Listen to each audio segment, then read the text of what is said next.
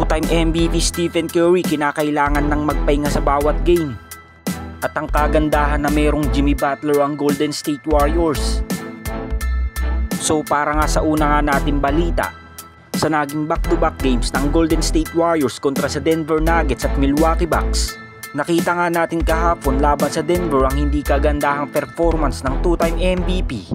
Dahil sa 20-point game na nitong nagawa ay may kasama nga itong 7 turnovers na alam naman natin na hindi kalimitang nagagawa ni Stephen Curry sa bawat game. Ganun pa man sa post-game interview ni Steph, nabanggit nga nito na may back strain injury ito sa kanyang likod. At ito nga naging dahilan kung bakit limitado ang kanyang nagiging galaw sa loob ng court. Kaya naman nakita nga natin na ang former All-Star at si GP2 ang nag-take over sa Warriors upang makadikit pa nga sila sa scoring ng Denver Nuggets.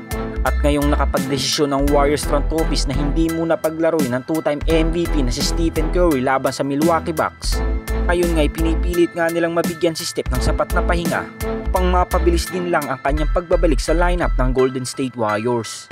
Nabanggit na din ng Warriors head coach na si Steve Kerr na deserving nga doon si Steph na mabigyan ng pahinga dahil nakikita nga niya na pagod na ito sa bawat game ng Dubs. At sa loob nga ng isang buwan na pakikipag-agawa ng Warriors sa standings, kita nga ng lahat kung paano ito binuhat ang Dub Nation na kung saan lumabas pa nga mala NBA Finals nitong performance upang makarating lamang sila sa number 6 spot ng standings. At dahil hindi na nga rin nalalayo ang playoffs, inaasahan nga ng Warriors front office na pangungunahan ni Jimmy Butler ang kanilang team habang nagpapahinga si Steph. Dahil ang totoo nga dyan ay hindi nga dapat pwedeng magpahinga ang two-time MVP dahil nakabuntot nga lang sa kanila ang Minnesota Timberwolves sa number 6 spot ng buong Western Conference. At kinakailangan talagang hindi matalo ang Warriors sa mga natitira nilang mga games dahil once na magkasunod-sunod ang kanilang mga talo habang wala ang two-time MVP, sigurado nga na sa play-in spot ang kanilang bagsak. At hindi nga birong mapapunta sa ganitong sitwasyon. Alam naman nating maraming mga teams ang desperadong makapasok sa playoffs.